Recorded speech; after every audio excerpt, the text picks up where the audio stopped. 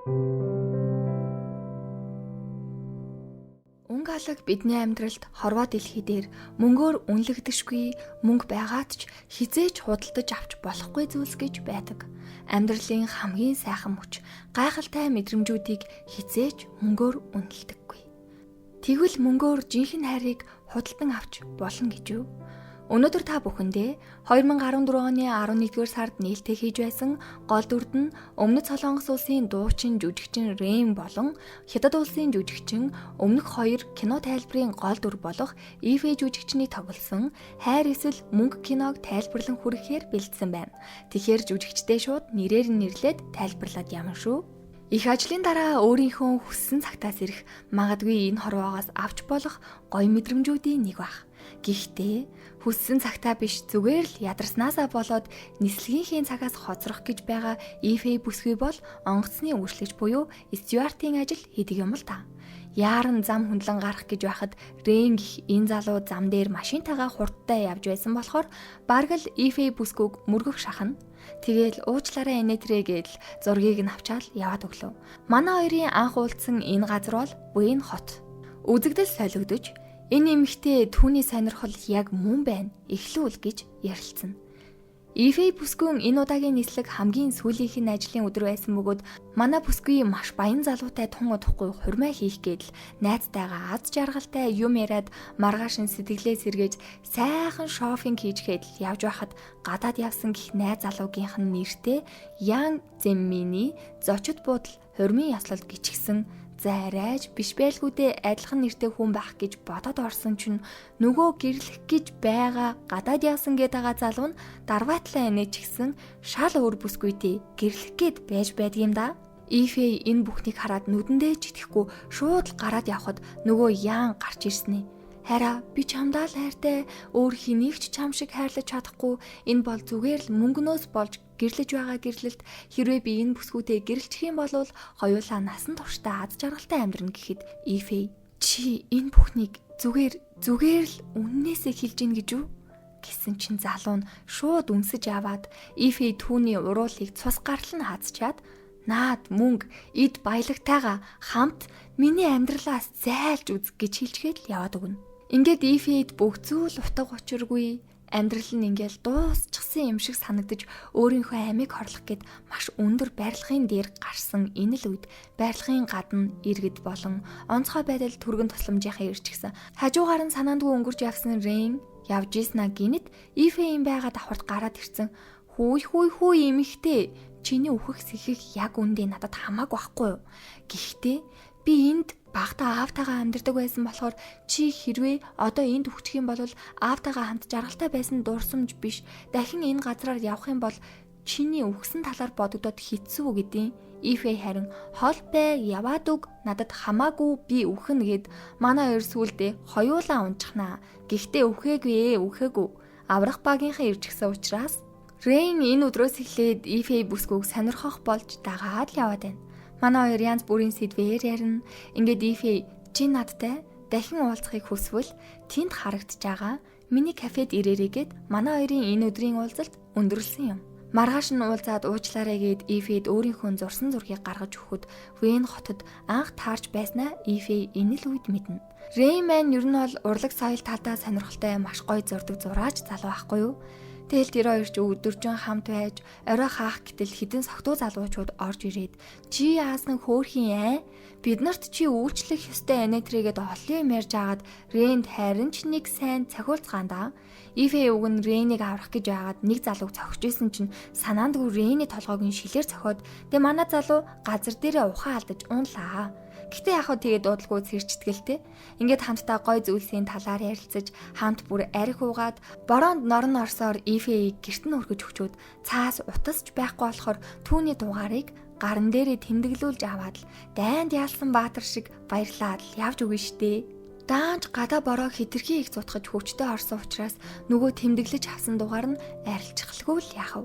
Ифэ харин гэртээ орчоод хаанаас ч юм Рэйний зургийг олсон мэдээллийг нь зургийг нь харсаар үнэхээр нэг тийм ойлгомжгүй зүйл яваад ах шиг. Рейн гэх энэ залуу өөрөө зураг зурж түүгээрээ багахан ашиг олж амьдардаг. Ер нь бол ядуу зурагчин гэж хэлэхэд болно. Тийм байсан ч өөрийнх нь дурсамж хэмээх хамгийн нандин цомгийг хүн худалдаж авъя гэхэд хүртэл мөнгөгүй байсан ч зараагүй. Гэлээч одоо түүний сэтгэл зүрхийг догтлуулах гайхалтай бүсгүй аль хэдийн гараад ирчихсэн шүү дээ. Өдөржингөө л дурлсан бүсгүйдээ тусалж бүр зөөгчийг нь хийж өгөөл Ифэ харин түүнийг багахан цалинжуулаастай. За дүр солигдлоо. Хууль бусаар мөрийг тавьж өөрсдийнхөө машинаараа уралдаж мөнгө олдог газар Рейнийг найз нь дагуулад ирчихжээ. Тэнтхийн нилээн нэр хүндтэй гэгдэх залуу дээр очиод чи өөрийнхөө энэ гайхалтай машинаараа уралд. Харин би чинийхээс бүр хамаагүй доор үнэлэгдэх муу машинаараа уралдъя гээл. Тэнтхийн хүмүүс бүр нөгөө ангироо залууг дэмжсэн ч амжилт ололгүй. Эцэст нь Рейн ялж амлсан мөнгөө өгнө. Тэр харин Ифэтэй болцох багахан мөнгө авчаад үлдсэнийг найздаа өгчдөг. Түүний хувьд мөнгө тийм ч чухал зүйл биш байх нь. Рейн Ифэйг анх удаа албан ёсны болцоонд урлаа. Маш үнэтэй газар учраас Ифэ мөнгө хаанаас олсон юм бэ л гэж асууна. Тэд захиалсан ширээндээ суугаад Рейн бүр байнга ордог юм шиг л мэрэгжлийн гэгчин захиалгаа өгөхөд яг үнэндээ би өмнөх өдөр нь цээжилсэн байсан юм аа гэж хэлдэг. Ифэ энэ газарт багтаал их орж ирдэг байсан. Гэр бүлийнхэнтэйгээ одоо ингээд орж ирсэн чинь багын дурсамжин сэргээд үнэхээр гайхалтай гадлаар ярилцаж хамгийн хөөрхөн нь ирсэн хоолоо бүгдийг нь идэхэд бэлэн болгоод бүсгүйдээ өгч байгаа нь ямар их хүндлэл байна вэ? Жижигхэн зүйл дээр ч гэсэн маш их сэтгэл гаргаж байгаа нь харагдаж байгаа юм шүү. Залуусаа жаахан осгоотой байна. Эцэсүүлд нь хин хинд нь болзоо таалагдж Рейн алгаад ташсан чинь сонсголонтой хийлийн ая зэгшрэглэн билуутай гэрлэх санал ирдэг юм да. Рейн угаасаа энийг захиалаагүй болохоор Ифэ хүртэл дүрсгүйтэд бүгжийг нь аваад усанд хийчихэл гялт зугатаад яг л жаахан хүүхдүүд шиг сахилгагүйтэд явчихлаа. Жинхэнэ гэрлэх санал тавьсан залуу бүр шок. Одоо яа гихв? Тэд өдөр бүрийг аз жаргалтайгаар дурсамж дүүрэн өнгөрүүлж байна. Хамтдаа галзуу уулган дээр тоглож, морин тойруулах дээр бие биенээ ширтэн Ифэд Рейн сэтгэлээ хэлчилж тэглгүй яах вэ? Тэд яг л бага насандаа оччихсан юм шиг, бүх зүйл яг л бүтчих юм шиг, болчих юм шиг л одоо байгаа цаг хугацаагаа хамт байх боломжтой өдөр бүрээ магадгүй дэндүү их хайрлаж байгаа байх. Тоглож дуусчаад харих замдаа маш үнэтэй алмазан шигтгээтэй бүгжинд Ифэийн нүд унана, үүнийг нь Рейн ч анзаардаг. Гэтэл нөгөө өмнөх уралдаан дээр ялагдсан залуу Рейнийг гэрт нь ирээд "За муу ядуу гуйлах чинь минь. Чи надтай дахиад уралд. Өмнөх чинь зүгээр л аз байсан. Ахиж уралдахгүй гэвэл тийм чи чинь нэрээ нэг кафений эзэн эмэгтэйтэй сүрхий байгаад байдаг баха. Тэр газрыг нь юучгүй болгоод өгчөж чадна шүү" гэж хэлсэн учраас Рейн Ифэйг аюулд оруулахгүй тулд уралдахаас өөр ямар ч сонголтгүй болдог. Энэ удаагийн уралдаанд тэр хожигдвол бүх хувцаа тайлаад нүцгэн гүйх шийтгэлтэй юм байна л та. Уралдаан эхэлсэн ч Ифэ хаанаас ч юм түүнийг олоод ирсэн ийм хууль бус уралдаанд оролцоод дээр нь амь насанд чинь аюултай зүйлээр яаж тоглож чадж байна? Намайг болзоонд өрсөн мөнгө хүртэл эндээс олсон юм байна те гэж хэлээд уурлаад яваад өчтдөг. Яг хав тэртээ тэргүй дүрэн бол дүрэн учраас Рейн угаасаа хожигдсон, бүх хувцаа тайлцсан, нүцгэн доод талын эсхий сонигийн цаасаар бас халахалцсан Ифэгийн кафед орж ирээд байгаамаа. Яг нэг буруу юм хийсэн юм шиг ээжтэй загнуулсан хүүхэд шиг л Ифэ ч гэсэн уралцсан ирний нүмерхт аав маа өгөөд байгаамаа. Тэгээ дахиж хизээч тийм муухай зүйл хийхгүй, дахиж уралдахгүй, өөрийнхөө амь насыг аюулд оруулахгүй гэд амлана. Ифэ гол нь түүнд маш их санаа зовсон учраас л ингэж уралсан хэрэг. Ингээд Рейн түүнд үзүүлэх нэг зүйл байна гэд нүдийг нь нэхэд үнэхэрийн гайхалтай тансаг үзэсгэлэнтэйгээр түүний зургийг нэгд нэгэнгүй дарчихсан бас зурчихсан байдаг. Ифэ ахаад нэг зураг зурулах хүсэлтэй байгаагаа хэлж зориг гарган Рейний өмнө чимээг өхөн л зогсоод зураг зурулахад Рейн түүний үзэсгэлэнтэй дүр төрх биеийг нь гайхалтайгаар цаасан дээр буулгасны дараа даавуугаар биеийг нь нөмөрч үнэхээр их хайрлаж тэрхэд Рейнд би чамд худлаа хэлсэн гэдэг. Энэ үгийг тэр сонссон ч гэсэн анзааралгүй маш ихээр нандинан Ифэийг үнсэн. Ингээд манайх хоёрын үерхэл эхэлсэн юм. Ифэ унтаж байхдаа яагаад ч юм өөрийгөө өгч аимшигтай тийм хар дарсан зүүдэлж сэрнэ. Манай бүсгүй Рейнд чин сэтгэлээсээ хайртай болов уу? Эсвэл энэ бүхэн зүгээр л жүжиг. Бүгд хуурмаг худал зүйл гэж юу?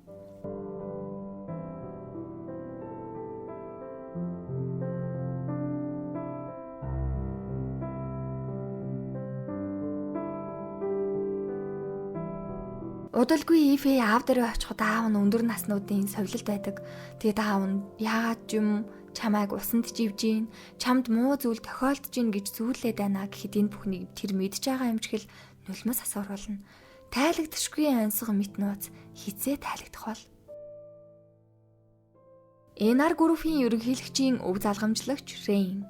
Энэ сэтгүүлийг Ифе хараад огт гайхсан шинжгүйгээр сэтгүүлийг түүн рүү явуулсан хуучин найз залуу болох Ян дээр очино. Ян харин зя. Мөнгө чухал биш хайр сэтгэл номер 1 гэдэг бүсгүй яг үнэндээ баян айлын залуу уургалчаад явж явах юм аа. Чи өөрөө надаас илүү дорд амт юм шүү гэх мэтчлэн доромжилж буцаад надтай л нийлж. Хоёулаа бол төгс цогцох хосмос гэд солиорч өгнө.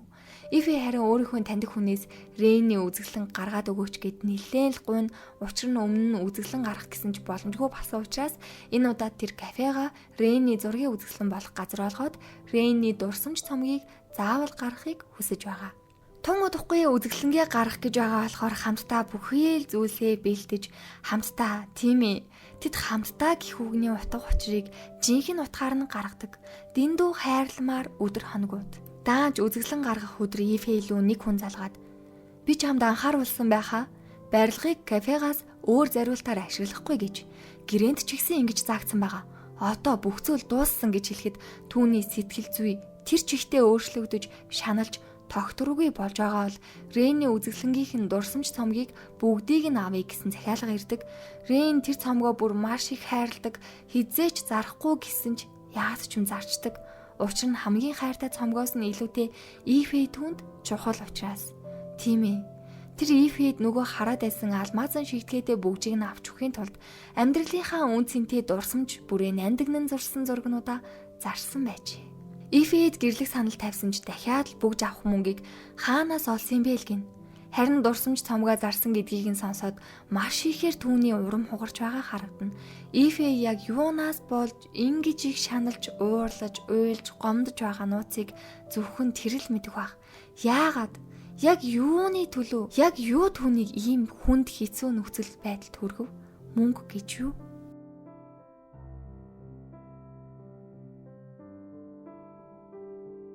Тэгээд буцаж ирээд чи хардаа өөрийнхөө зурсан зургнуудыг өөрийгөө харалтаа. Би чамтай гэрлэхгүй. Үхэрхлээ гэд гэрлэн гэсэн үг биш шүү дээ. Яагаад гэвэл би насаараа чам шиг ядуу зураг зурдаг, мөрөөдлөөс өөр юу ч мэдэхгүй хүнтэй байж зовж амьдрахыг хүсэхгүй байна. Тиймээс намайг аз жаргалтай болгох баян хүнийг хайрыг биш мөнгийг сонгож одоо энэ бүхнийг эцэслэе, салцгаая гэх зүрх зүсэм үгсийг хэлж тэдний аз жаргалтай байсан бүх зүйл замхарна. Магадгүй тэд уучрах эсгүй байсан гэж юу? Дараагийн өдөр нь өмнөх найз залуу болох Янтайгаа сугдалцчихсан, нүрэ байдгаар нь будчихсан зочид буудлын руу Ифе ороход Рейн түүнийг хараад очиж би хичээнэ. Бүх зүйлийг чиний хүснээр хийн. Аз жаргалтай байхын тулд тийм ээ. Зөвхөн чамайг л аз жаргалтай байхын тулд юу ч хийн гэсэн ч. Рейн одоо болж гуй.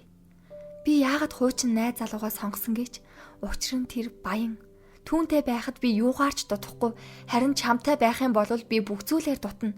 Хайр. Чиний хоосон ядуу хайраар би юу хийх юм? Одоо бүх зүйл дууссан. Намайг хэрэггүй. Бидний хооронд болсон бүх зүйлийг март гэж хэлж байгаа түүний нүд энэ бүхэн худал шүү. Би одоо ч ихсэн чамд хайртай гэдгийг илчлэх мэт. Харин Рейн түүнд итгэж чадалгүй нулимс туслуулан шүд зусаар энэ харилцаа дуслаа. Ян гэх муухай залуу Ифеийг хүчилж үнсээд чи угаасаа л мөнгөний болж амьдрах ёстой хүүхэн. Яах вэ чамайг зүгээр л дагуулад явхад хүмүүст харуулж гайхуулахад сайхан. Тиймээс чи хизээч хүнд хайрлагдах ирэхгүй зүгээр л мөнгөний боол гэж доромжлоход Ифе. Би арай чамтай жинхнээсээ нийлсэн гэж бодоогүй зү. Би зүгээр л чамайг өгөөш болгосон. Чамайг утсан хүүхэлтэйгээ болгосон заа юу. Надаар тоглосон шиг чамаар бас би тоглож үзүүллээ гэдэг. За ямар ч л байсан энэ бүхэн жүжиг байсан байна. За тэгвэл энэ бүхэн яг яаж эхэлсэн бэ? Одоо гол асуултын хариулт. Ифэ янгаас аль дээр салсны дараахан түүнийг энэ мөн байна гэд Рентэй анх тарахад хэлсэн эмэгтэй дуудаж уулздаг. Тэр эмэгтэй нь Рений ээж. Тэгэд манай хүү Рен бол хүмүүжил яс суртахууны хувьд үнэхээр зөв хөхөж гисэн мөнгнөөс илүүтэйгээр өөрийнхөө хизээж бүтэхгүй зурх мөрөөдлөөрөө амьдарч одоогийн байгаа гэр бүлийнхээ бизнесээ өвлөн авахыг зөвшөөрөхгүй байгаа учраас чи түүнийг өөртөө өвхөн өвхтлээ дурлуулад дараа нь хоосон хүсэл мөрөөдөл гэж хизээж байхгүй мөнгө үргэлж хүчтэй байдаг гэдгийг ойлгуулж эргэж гэрт нь ирүүл хэрэгтэй байна гэд түүнтэй гэрээхийн тохиролцож 15 сая юан өгсөн байдаг. Үүнийг нь Ифэй тэр үед нэ гэх юм бодохгүй амлсан мөнгийг нь аваад одоогийн энэ хэцүү нөхцөл байдалд хүрсэн юм байна лээ. Хизээч Рэнд хайртай болно гэж бодоагүй. Сэтгэл санаагаар унсан ч найзтайгаа хамт гарч орж гэхдээ л би Рэнд үнэхээр их хайртай хинч хизээч намайг энэ амьдралын минь насанд түүн шиг сэтгэлээ зориулж хайрлаж байгаагүй штэ гэж хэлсэн нь энэ сонголтондоо маш их харамсаж байгааг нь илэрхийлж байна. Харин Рэн гэртээ буцаж иржээ. Түүний ээж нь одоо хүмүүн ухаан ор. Хайр сэтгэл гэж хизээж байдгүй юм. Зүгээр л одоо компанийнхаа ажилд анхаар гэд Рэний сэтгэлийг юусоо ойлгодгүй.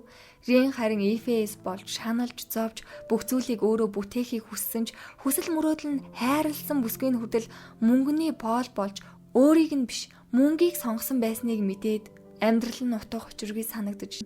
Одоо тэр гэр бүлийнхээ бизнесийг өвлөн авч группийнхээ ерөнхийлөгч болсон. Өнөөдөр мэдээж Рэний ерөнхийлөгч болж байгаа үдшилэг болж байхад тэр өөрийнхөө дурсамж цомгийг хүмүүст танилцуулчаад туслахтаа хэлнэ. Миний энэ дурсамж цомгийг 1 юанаар худалдаж авах хүнийг олоодох гэдэг бүр 1 юан штэ. Гэтэл дурсамж цомгийг нь 1 юанаар биш 15 сая юанаар нэгэн хүн худалдаж авсан байна. Рэн энэ бүхэнд маш их дургуутсаж, уурлаж, зөвхөн 1 юанаар л зарах байсан гэд цомгийг нь худалдаж авсан хүнтэй уулзахаар болно. Вэн хотод ирлээ. Энэ хот бол Ифэй, Рэн хоёр анх таарлаж байсан хот шүү дээ. Өгсөн хаягаар нь яваад очиход хэн байсан гэж юу? Тийм ээ, Ифэй. Ифэй түүний ээжээ өгсөн 15 сая юанаар хайртай залуугийнхаа нандиндаг цомгийг худалдан авсан байлаа. Рэний өгсөн бүгжийг ардаа нуухад Рэн хайртай бүхний мөнгөөр сольдог бүсгүй яагаад энд ийм амьдралтай гутарчихсан сууж байдаг вүлээ? Чиний надад хайртай гэсэн бүхэн чинь худлаа хайсан. Бүхнийг мөнгөөр шийдэх гэж үзсэн гэтэл би чамайг хайрлсан шүү. Гэдэл гараад явхад Ифэй түүний өдөөс юу ч хэлж тайлбарлаж чадаагүйдээ ямар их хайртай гэдгээ хэлж чадаагүйдээ харамсан араас нь гараад гүйсээр. Тэр үнэхээр их бүр маш их харамсаж байгаа. Түүнийг сансан, шаналсан, өмнө нь 1 удаа алдсан, одоо дахиад 1 удаа алдна гэж юу? Рэн ч гэсэн гинтл ухаарад тэнийг намаагаа уучлаарай, чамдаа дэндүү ихээр хатуурхчихлаа гэж буцаад очино. Ифэй Рэнийг хайгаад гүйж яхад шал танихгүй нэг евро залуу гарч ирснэ. Бүх мөнгөө өгөөч гэснээ шууд түүнийг хутгалцдаг. Рэн харин буцаж очиход нь Ифэй байхгүй, харин түүний худалдаж авсан зургийг нь Рэнд харуулахгүйгээд нуучсан байсан. Яг үнэндээ Рэн санаандгүй энд түүнтэй таарсан гэж бодсноос биш, өөрийнх нь зургийг хайртай бүсгүй нь худалдаж авсан гэдгийг хизээч төсөөлөөгүй. Ифэй харин евро залууд хутгалуулчаад цус алдсан ч гэсэн дахиад л хайртай залууга хайсаар Рэн ч бас буцаж гараад Ифэйг хайхад яг машиных нь урдуур зам хөдлөн гарч байхдаа Рэн хайртай бүсгүйгээ өөрөө дайрчдаг.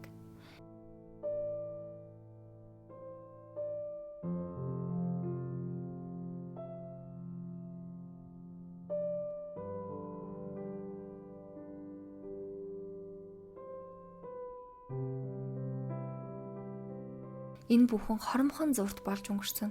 Яагаад ч юм Ифэй энэ бүхнийг өмнө нь зүүдэлж байсан мэт. Тэдний аз жаргалтай байсан бүх хугацаа эцэст нь үхэл хагцал, зовлон, шаналл болоод харуулслаар дуусах болов уу?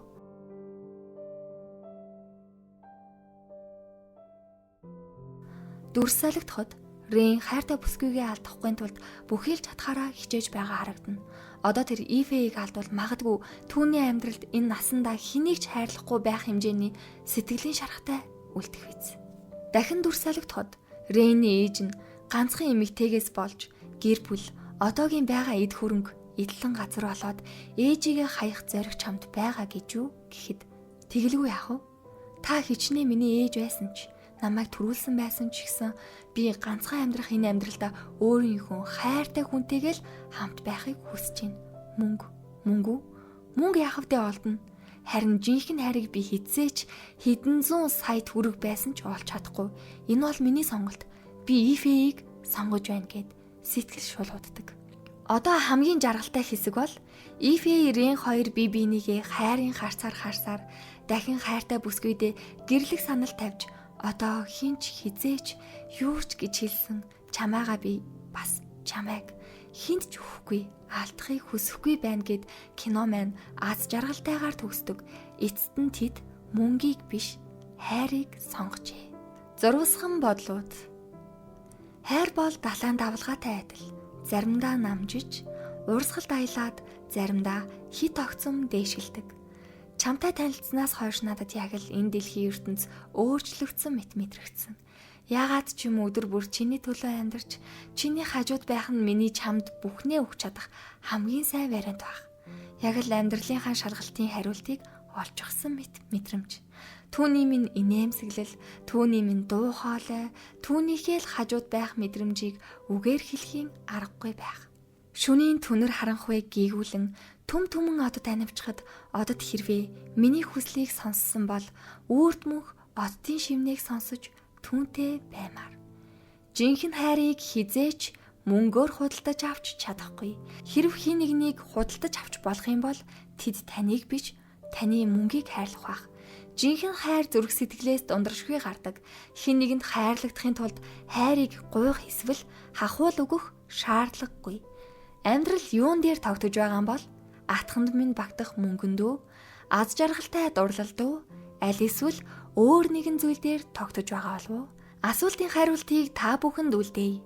Миний бэлдсэн бяцхан гайдыг минь шимтэн үзсэнд баярлалаа. Дараагийн гайдаа үзхийг хүсэж байгаа бол яг одоо та сувгаа subscribe хийгээд лайка дараад өөрт төрсэн сэтгэлдээ үлдээгээрэй. Түр чаав. Та бүхэндээ сайхан хайрыг хүсэж байна.